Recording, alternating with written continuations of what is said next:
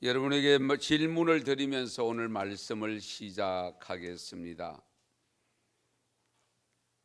새사람스럽게 느끼지 마시고요. 하나님을 믿습니까? 예수님을 구주로 믿습니까?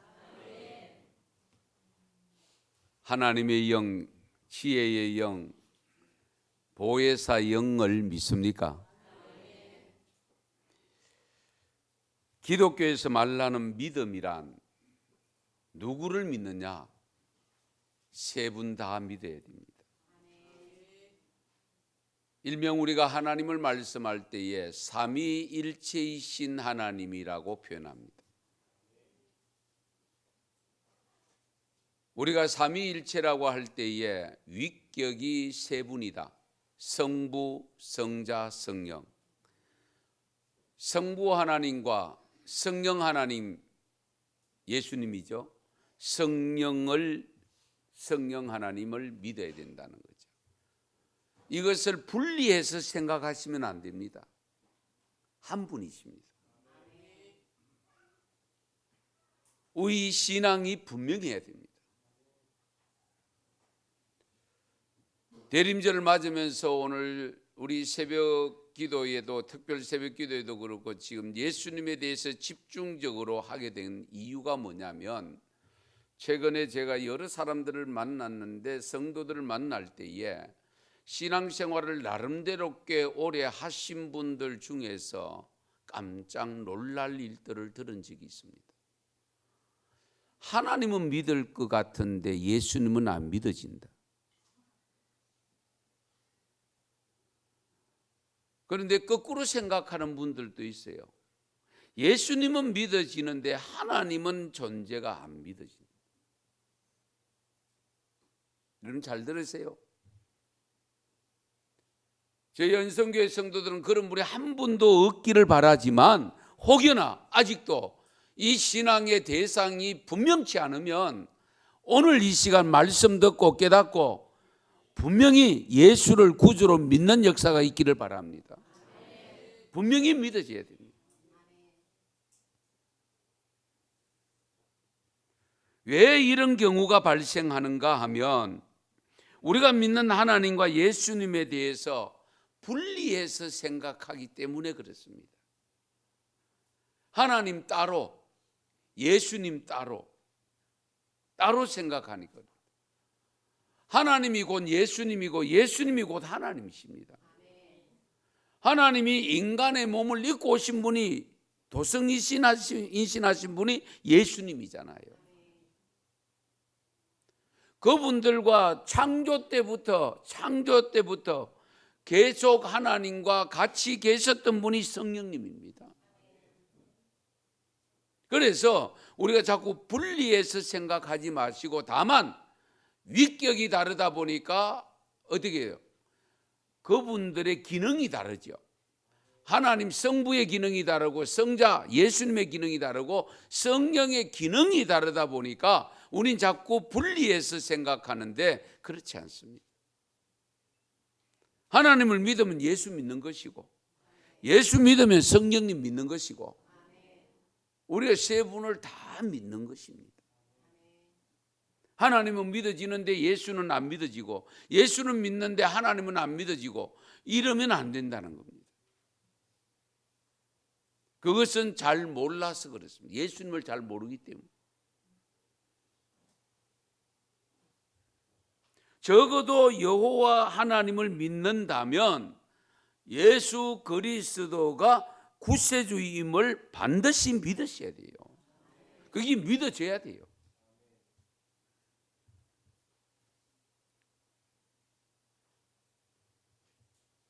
예컨대 예수님이 무기력하게 십자가에 달려 돌아가셔 죽으실 때에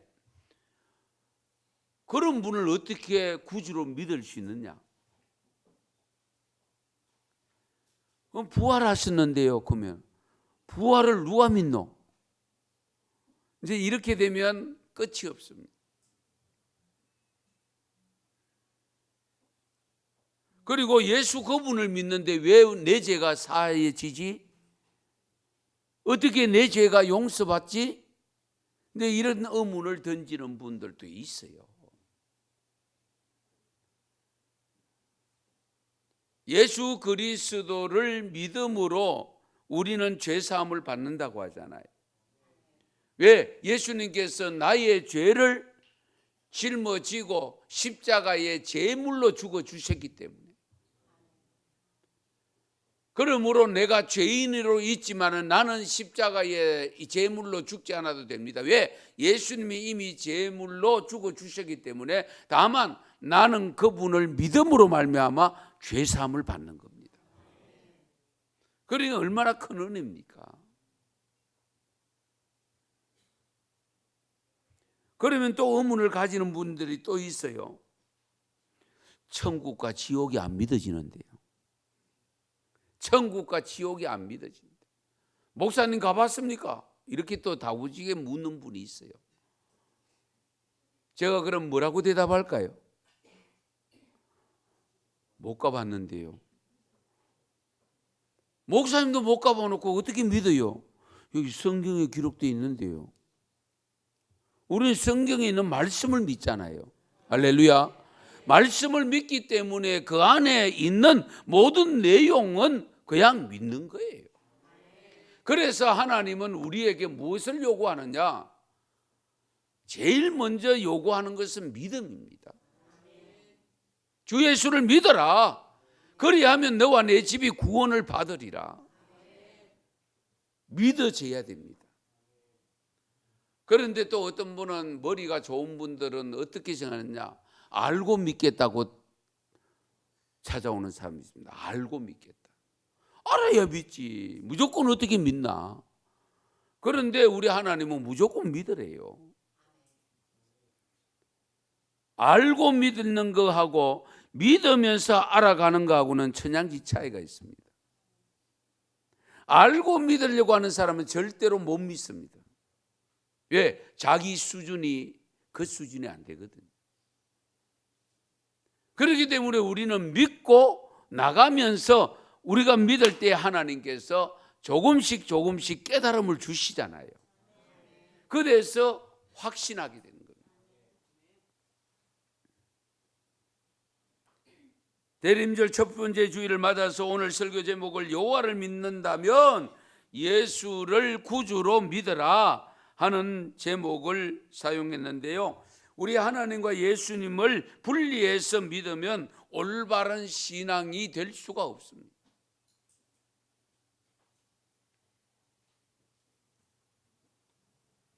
시간이 제한이 있기 때문에 왜 하나님을 믿으면 예수를 믿어야 되는가 하는 연관관계를 다 설명은 드릴 수 없고, 오늘 새벽에도 그 부분에 대해서 많은 말씀을 나누었는데 새벽기도 다 나오시지 않았기 때문에 제가 반복해서 좀 말씀을 드리려고 합니다.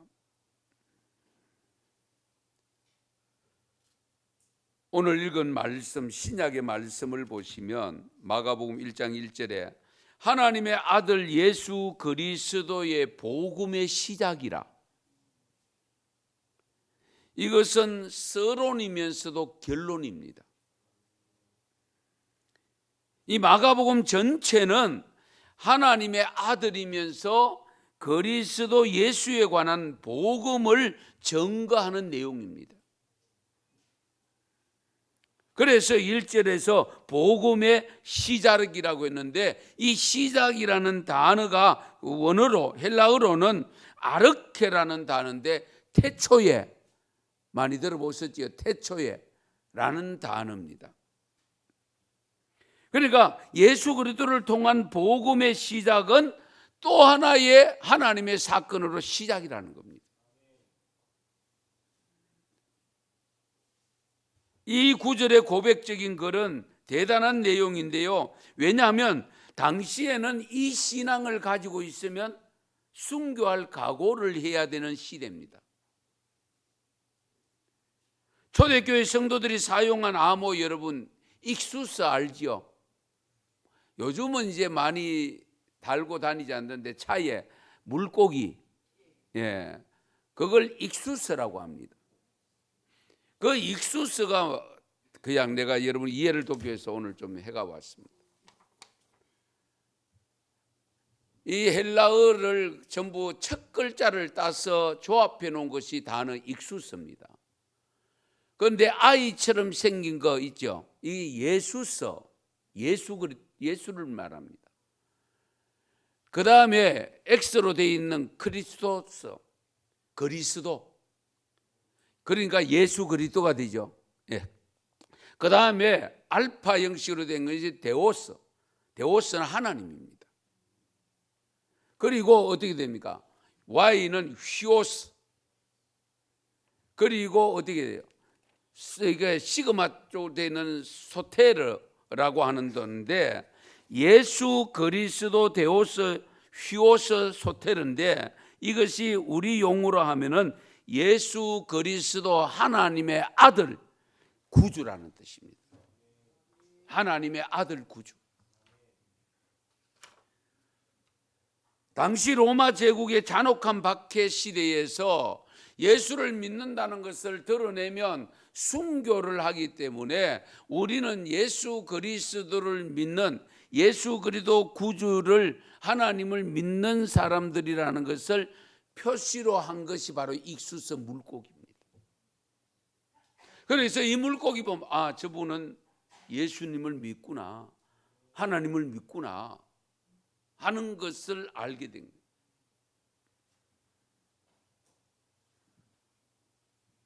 그런데 이 마가는 본서의 표적으로서 이 신앙 고백을 채택한 것은 그의 신앙의 확고한 심지를 드러내었다라고 보면 됩니다. 바로 이 예수님을 보내기 전에 세례 요한을 6개월 먼저 보냅니다. 그 세례 요한을 6개월 먼저 보내서 예수님이 오실 길을 준비케 만들었습니다. 이 사실이 구약 선지자 이사야를 통해 주신 말씀에서 기록이 되어 있습니다. 다시 말씀드리면 거짓이 아니고 진실한 것이고 그냥 된 것이 아니라 이미 구약의 선지자를 통해서 예언되어서 태어난 분이 세례 요한이라는 겁니다.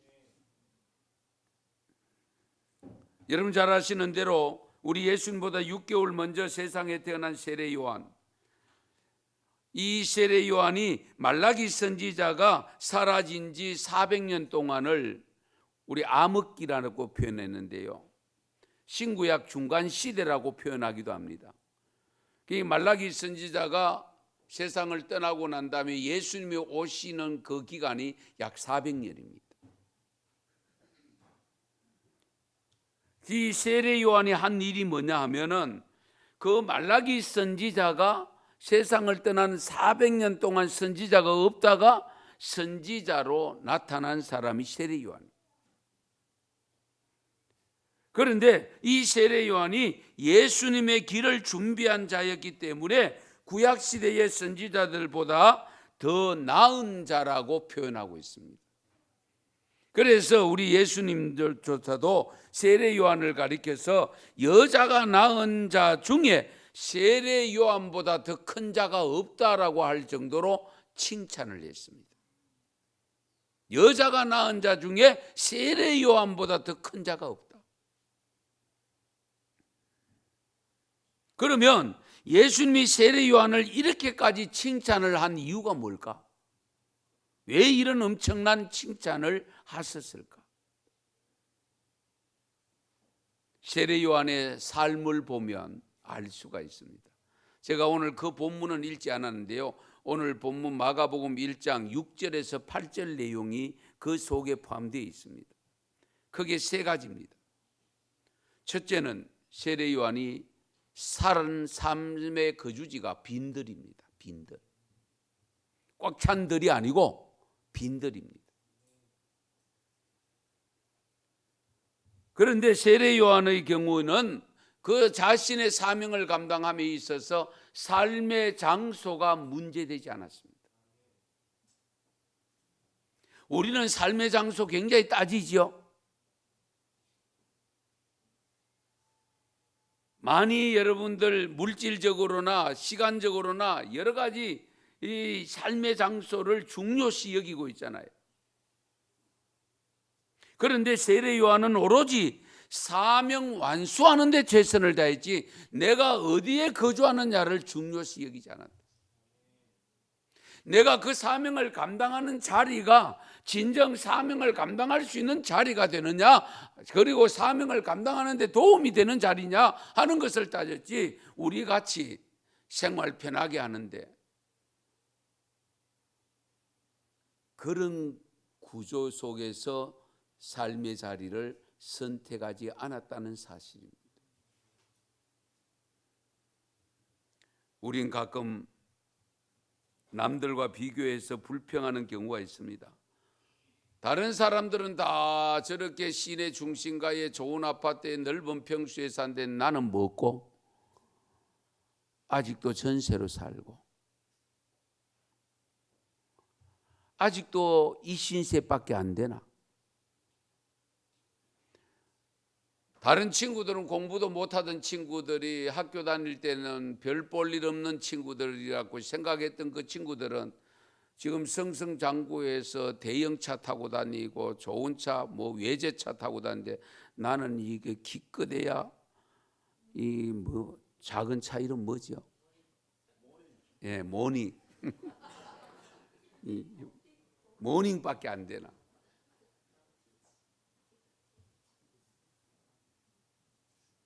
그런데요, 요한은 오히려 사명을 감당하기 위해서 자진해서 광야로 나갔습니다. 빈들로 나갔습니다. 왜요? 거기에서 하나님의 기적을 체험할 수 있기 때문입니다. 꽉 찬 들에서는 하나님의 기적을 체험할 수 없습니다. 빈들에 갈 때만이 기적을 경험할 수 있습니다. 이 점을 명심하셔야 됩니다. 여러분의 삶의 자리에 대해서 혹 불평하는 분이 있습니까? 다만 사명 감당하기에 얼마나 좋은 장소인가를 보시고 그 사명 감당하기에 좋은 장소라면 아무리 힘든 광야라도 감사하시기 바랍니다. 내 주 예수 모신 곳이 그 어디나 하늘나라. 이것이 바로 저와 여러분의 고백이 되시기 바랍니다. 두 번째는요, 약대 트롯을 입었다라고 했습니다. 의복입니다. 사명자에게는 옷이 문제가 되지 않습니다.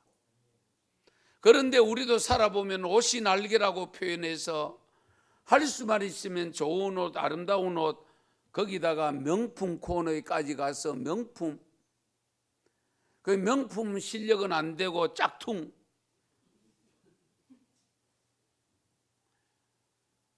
장사하는 사람들이 인간의 심리를 읽어서 그렇게 만들어냅니다. 그런데 세례 요한은 그것에 아랑곳하지 않았습니다. 낙타트롯 하니까 아이고 그래도 낙타트롯 입었네요. 그렇게 생각할지 몰라도 그 팔레스틴 땅에서 낙타트롯 입을 때입니까? 낮에 얼마나 온도가 높은 지역인데 낙타트롯을 입어요. 왜? 들판에서 옷을 얻을 수 있는 것은 낙타 잡어가 그 털밖에 없으니까, 그 가죽밖에 없으니까, 그 옷밖에 없으니까 낮에 더워도 그 옷 입어야 되고 저녁에 기온 차이가 좀 심할 때는 털옷을 입으면 좋겠죠. 그러나 더우나 추우나 늘 단벌 신사입니다. 우리는 철철이 있잖아요. 그것도 부족해서 몇 벌씩 있잖아요. 이런 의미에서 보면 정말 우리 세례 요한이 칭찬 들을 만하고 우리 예수님이 그렇게 칭찬할 수밖에 없는 삶을 통해서 보여주고 있습니다. 우리 예수님도 의복에 신경 쓰지 않았습니다. 두 벌 옷이 없었다고 했잖아요. 두 벌 옷이 없어요. 우리는 집에 가보면 구석구석에 뒹굴어 다니는 게 옷입니다. 특히 대구는 섬유도시가 돼가지고 서문시장에 가서 철저히 가지고 옵니다. 집에 있는 것도 다 못 입는데. 그렇지 않습니까? 외모에 신경 쓰다가 남루한 차림의 사람들에게 입을 옷을 드리지 못하면 우리의 신앙을 깊이 헤아려 보셔야 됩니다. 사명의 옷을 제대로 입으면 다른 옷은 그렇게 중요하지 않습니다. 바로 세례 요한이 입었던 낙타털옷은 사명의 옷이었습니다. 세 번째로 먹을 것이었습니다. 세례 요한은 메뚜기와 석청을 먹었더라. 사명자에게는 무엇을 먹고 사느냐는 것도 그렇게 문제가 되지 않습니다. 세례 요한은 먹는 것도 그렇게 문제 삼지 않았습니다. 메뚜기와 석청. 왜? 광야니까 메뚜기밖에 없고, 석청, 토종꿀입니다. 아이고, 좋은 꿀이네요. 아무리 좋아도 아침 저녁으로 계속 잡숴보세요. 먹을 수 있는가? 가끔 먹을 때 맛이지.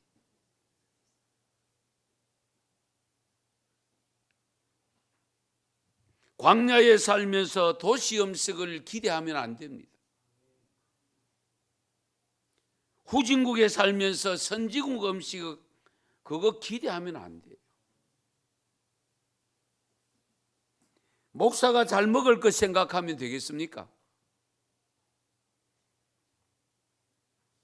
광야에 살면 그곳에서 얻을 수 있는 것으로 먹으면 감사하셔야 됩니다. 그래서 사도 바울이 고백한 것처럼 빈에 처할 줄도 알고 부에 처할 줄도 알고. 저는 지금까지 반찬 투정을 해본 적이 없습니다. 어떤 것이든지 올라오면 다 먹습니다. 네. 된장이 올라오든 식은 된장이 올라오든, 네? 식은 죽이 올라오든 상관없습니다. 그렇다고 해서 집 사람이 식은 거 준다 그 뜻이 아닙니다.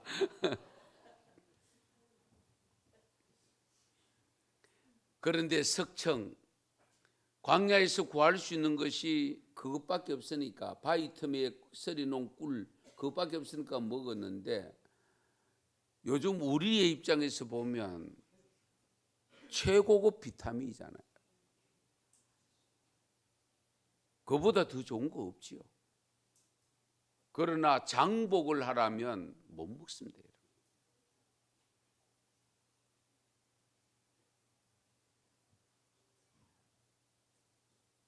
그런데요, 사실은 시골에 살면서 여러분 살아오면서 그 어릴 때 성장할 때에 먹었던 음식 생각하면 그때는 내 보리밥 이거 먹어야 되나? 옥수수밥 먹어야 되나? 타령했는데 지금 보면 그것이 건강식이잖아요. 안 그래요? 그게 건강식이라는 거예요. 일부러 보리쌀 사가 섞고 좁쌀 사가 섞고 오곡밥 만들고 야단 법석 아닙니까? 저희들은 그냥 먹고 자란 것이 오곡밥 먹었잖아요. 지나놓고 보니까 건강식 했다니까요. 그래서 옛날 어른들은 잘 안 아파요. 아파도 잘 낫어요. 치유가 잘 돼요. 요즘 아이들은 그렇게 잘 먹어도 치료가 안 돼요. 잘 낫지를 않잖아요. 병도 잘 생기고. 왜? 안 좋은 것만 먹고 있거든. 우리 깊이 알으셔야 됩니다. 그래서 건강식을 먹다 보니까 저는 아직도요, 약을 안 먹는 게 없어요. 제가 지금 안경 안 끼잖아요. 제 설교 용급 여러분 보입니까? 이거 C포인트입니다. 아시겠어요? 제가 왜 이 말씀을 드리는가 하니까 이 세례 요한이 정말 현지 있는 그곳에서 얻는 것으로 하면서 사명을 감당했다는 사실입니다. 예수님이 그것을 아니까 여자가 낳은 자 중에 세례 요한보다 큰 자가 없다고 극찬할 정도로 살았던 겁니다. 왜? 그것이 본인의 사명이기 때문에, 하나님이 자기를 들어 서신 목적이기 때문에 그렇게 할 수 있었던 겁니다. 이와 같은 사명자의 삶을 살았던 세례 요한을 누가 보냈었느냐? 오늘 마가복음 1장 2절 3절에 보면 선지자 이사야의 글에 보라 내가 내 사자를 내 앞에 보내노니 그가 내 길을 준비하리라. 광야에 외치는 자의 소리가 있어 이르되 너희는 주의 길을 준비하라. 그의 오실 길을 곧게 하라. 기록된 것과 같이. 선지자 이사야에서의 하나님이 말씀하신 내가 내 사자를 내 앞에 보내노니 그가 내 길을 준비하라. 광야에 외치는 자의 소리로 주의 길을 준비하라. 그가 오실 길을 곧게 하라고 기록된 대로 이루어지도록 하기 위해서 보냄받은 사람 누구라고요? 세례 요한. 그래서 오늘 말씀 4절에 보면 바로 세례 요한의 이름이 등장합니다. 세례 요한이 광야에 이르러 죄사함을 받게 하는 회개의 세례를 전파하니, 이사야 선지자를 통해서 예언된 대로 예수님보다 6개월 먼저 보냄을 받은 사람이 세례 요한입니다. 이 이사야 선지자를 통해서 기록된 내용이 구체적으로 어떤 내용인가? 오늘 읽은 말씀 이사야 40장 3절 말씀입니다. 같이 읽겠습니다. 외치는 자의 소리여 이르되 너희는 광야에서 여호와의 길을 예비하라. 사막에서 우리 하나님의 대로를 평탄하게 하라. 아멘. 이것을 누가 말씀하셨는가? 바로 이사야를 통해서 하나님이 말씀하신 거예요. 그래서 40장 5절에 보면 여호와의 입에 말씀하셨느니라. 여호와의 입이 말씀하셨다. 사실은 여호와의 입은 아니죠. 여호와께서 이사야를 통해서 말씀하신 거지.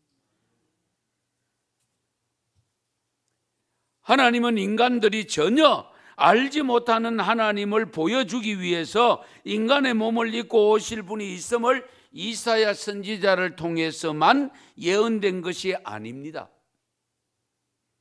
오늘 새벽에도 말씀드렸습니다마는 예수님에 대해서 가장 먼저 예언해 주신 말씀이 오늘 새벽 기도 나오시면 어디라고 했죠? 창세기 3장 15절 말씀. 이 말씀 중요합니다. 같이 읽겠습니다.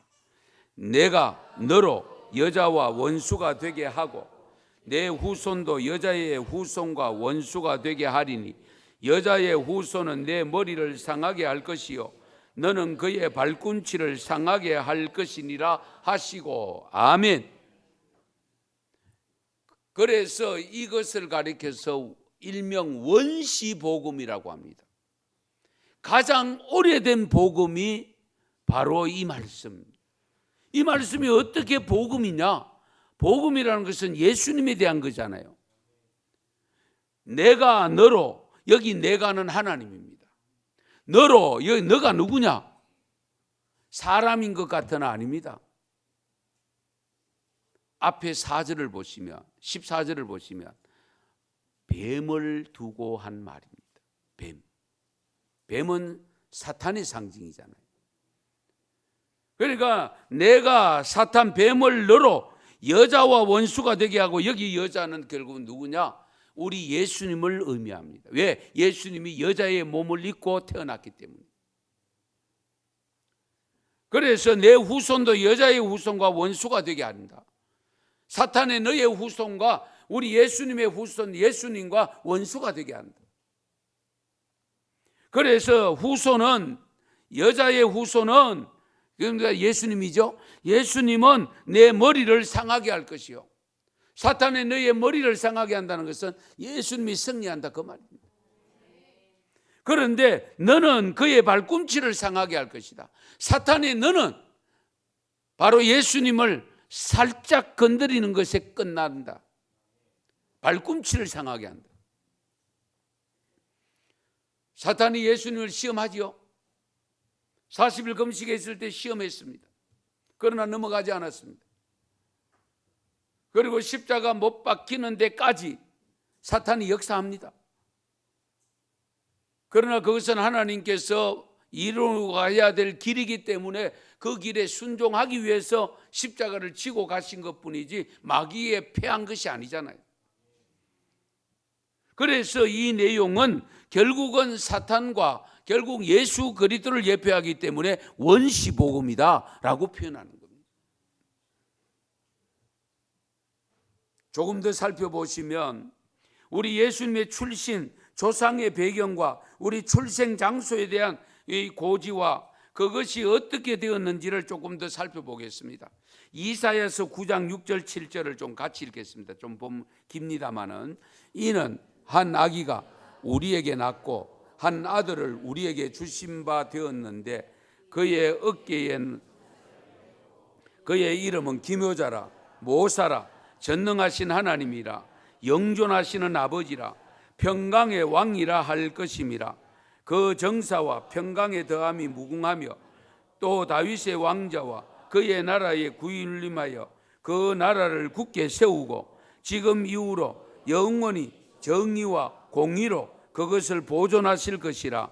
만군의 여호와의 열심히 이를 이루시리라. 아멘.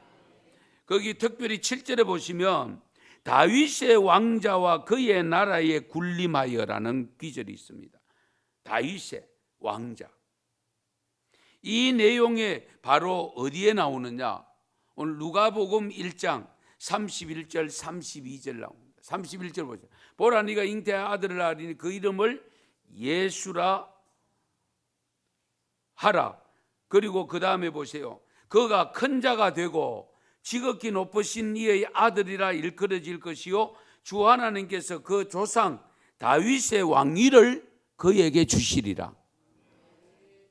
그러니까 이 이사야 9장의 이 다윗의 왕자, 이 예언의 말씀이 그대로 이루어졌다는 것을 누가복음에 여기에 기록을 하고 있습니다. 그리고 누가복음 1장 27절에 보면 다윗의 자손 요셉이라는 사람과 약혼한 처녀에게 이르니 그 처녀의 이름은 마리아라. 여기 처녀를 우리가 일명 뭐라고 부릅니까?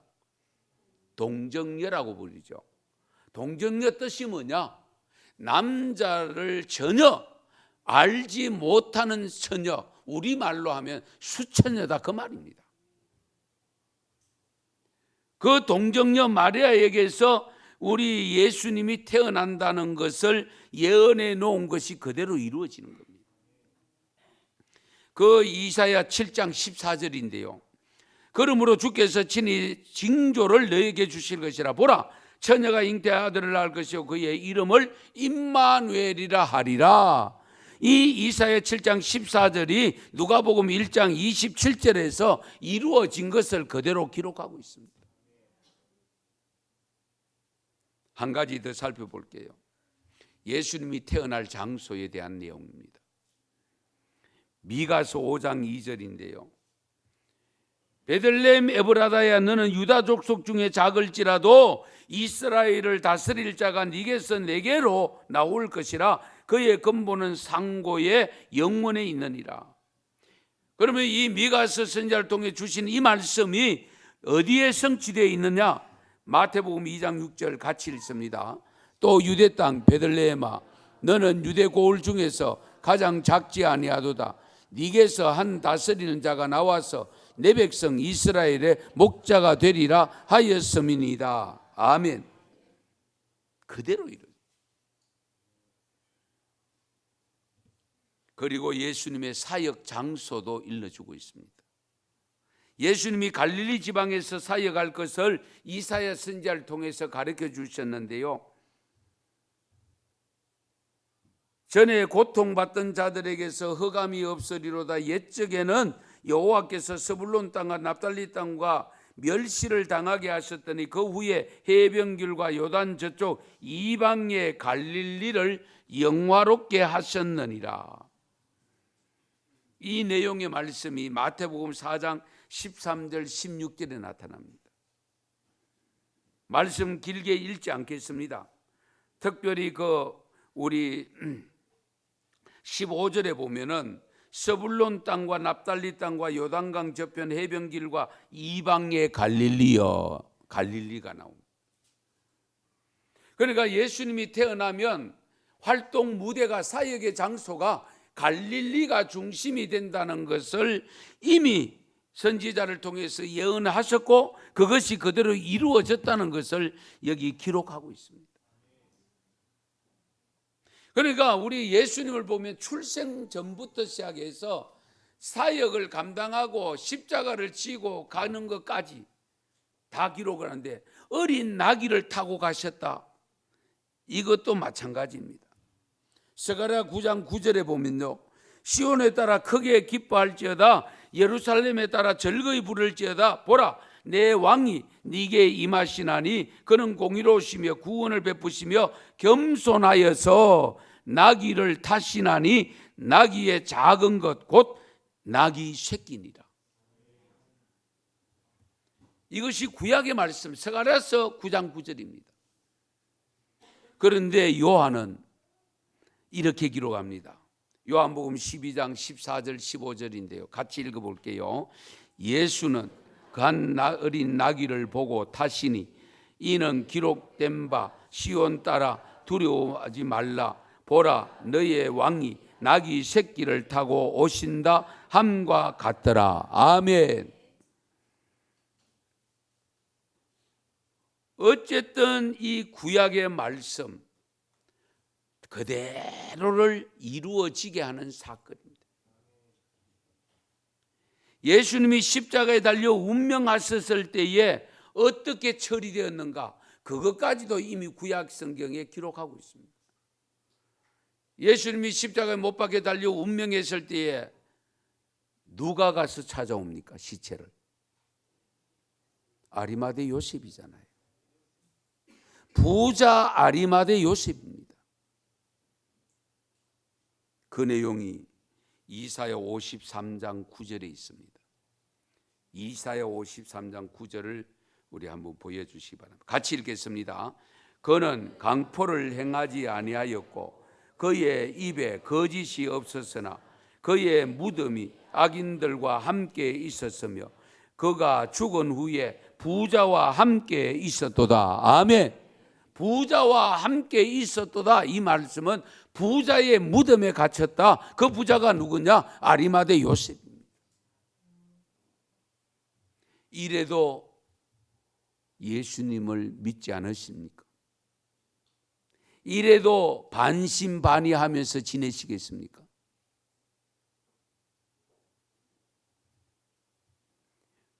우리의 죄를 사하시고 구원하시기 위해 예수님을 보내시는데 수많은 사람들이 동원됩니다. 수많은 선지자들을 통해서 예언해 주셨습니다. 하나님 왜 이 방법을 선택했을까요? 잘 들으세요. 아무런 예고도 없이 갑자기 예수님이 나타나가 내가 예수다, 구세주다, 내가 메시아다, 나를 믿으면 산다, 영생 얻는다, 그럼 믿을 사람이 있겠어요? 이렇게 예언해 두었음에도 불구하고 바리새인들은 나름대로 예언해 두신 메시아가 장차 우리를 다스릴 왕이 오실 것이라는 것은 알고 기다리고 있었잖아요. 그런데 정작 메시아가 왔을 때, 예수님이 태어났을 때는 믿는 사람이 거의 없었잖아요. 왜? 이유가 뭐냐? 자기들이 생각하는 메시아가 달랐기 때문에. 자기들은 거룩한 메시아가 아니고 일반적으로 통치하는 왕처럼 생각했던 겁니다. 그런데 예수님이 오셔서 갈릴리로 다니고, 그래서 거지들과 다니고,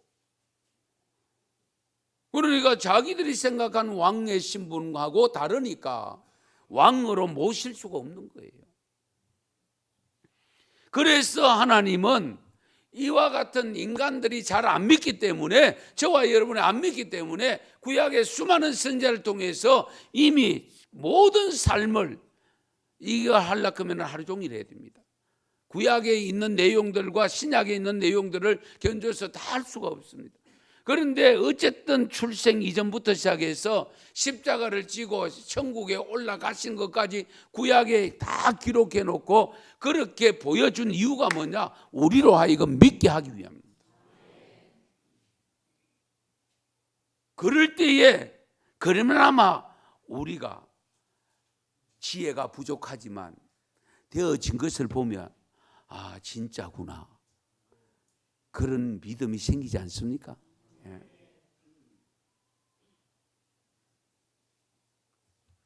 세례 요한이 감당해야 될 자세를 오늘 본문 6절 9절에서 말씀하는데요, 하나님이 하실 말씀을 전함을 강조하고 있는 내용입니다. 5절 하반절에 보면 여호와의 입이 말씀하셨느니라. 여호와 입이 말씀하셨다. 그리고 8절을 보시면 풀은 마르고 꽃은 시드나 우리 하나님의 말씀은 영원히 서리라 하라. 그리고 9절에 보면 아름다운 소식을 시온에 전하는 자여 너는 높은 산에 오르라. 아름다운 소식을 예루살렘에 전하는 자여 너는 힘써 소리를 높이라. 두려워하지 말고 소리를 높여 유다의 성읍들에게 이르기를 너희의 하나님을 보라 하라.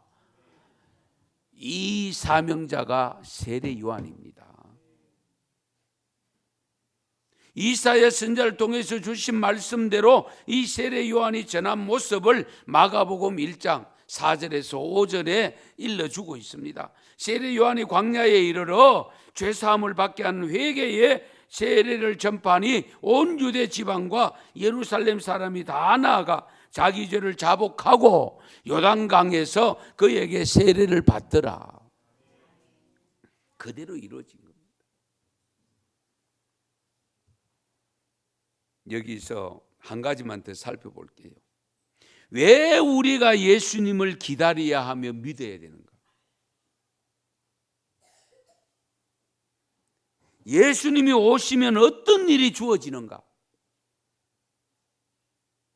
장차 예수님이 오시면 어떤 환경이 주어지는가를 오늘 읽은 이사야 40장 10절 11절에서 말씀하고 있습니다. 10절 또 읽겠습니다. 같이 읽습니다. 보라, 주 여호와께서 장차 강한 자로 임하실 것이요 친히 그의 팔로 다스리실 것이라. 그까지만 합시다. 여호와께서 장차 강한 자로 임할 것이다. 강한 자로. 그의 팔로 다스릴 것이다.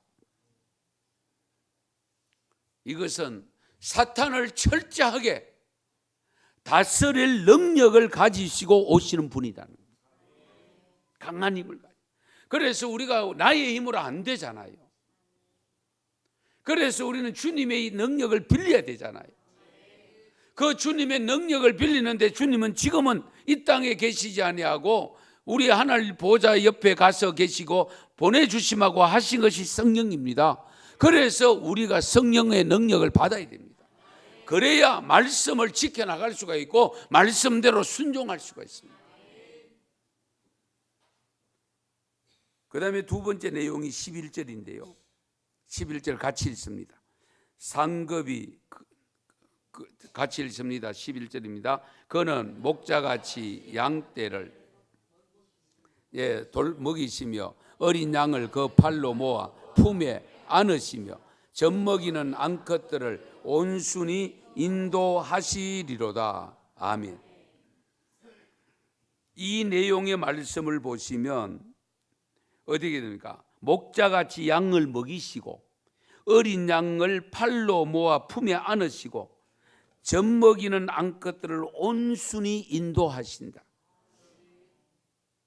여기에서 우리 예수님은 우리를 지켜주시고 보호하시고 우리를 길러주시는데 어느 정도로 우리 육신의 부모님들도 자녀들이 정말 품에 안고 정말 떨어질세라 깨어질세라 정말 안고 힘들어도 그 팔이 빠지는 것 같아도 안고 키우듯이 나는 먹을 것이 없어도 억지로라도 먹고 젖을 내어서 아이들에게 주는 엄마의 젖처럼 우리 주님께서 그렇게 우리를 돌보아 주신대요. 할렐루야. 얼마나 좋습니까?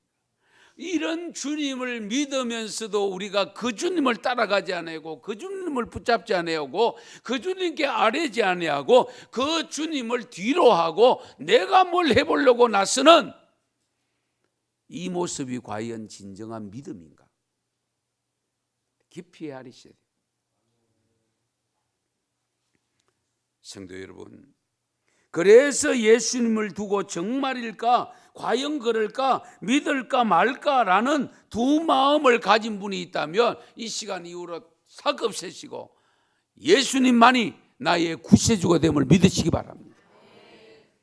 전지전능하신 하나님을 믿는다면 우리 하나님이 약속하신 대로 보내주셔서 십자가에 죽기까지 하시면서 우리 죄에 대속해 주신 예수님, 그 죽은 것으로 끝난 것이 아니라 사흘 만에 부활시키셔서 40일 동안 이 땅에 계시다가 성천하신 예수님, 그 예수님이 스스로 내가 너희가 본 그대로 다시 오리라고 약속한 그 예수님의 약속이 반드시 이루어질 것으로 믿으시기를 바랍니다.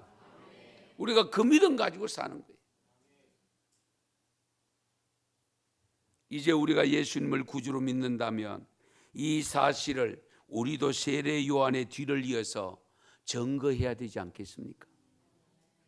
세례 요한은 복음을 전파했다고 했습니다. 하나님이 세상을 이처럼 사랑하사 독생자를 주셨으니 이는 저를 믿는 자마다 멸망치 않고 영생을 얻으리라고 하는 이 말씀, 주 예수를 믿어라 그리하면 너와 내 집이 구원을 받으리라고 하는 이 말씀을 우리도 세례 요한과 같이 삶의 자리가 넉넉지를 않습니다. 광야와 같습니다. 그 광야 같은 세상 속에 나가서 거기에 헤매고 있는 수많은 사람들에게 증거하며 사시기를 축원합니다. 축복합니다. 기도드리겠습니다.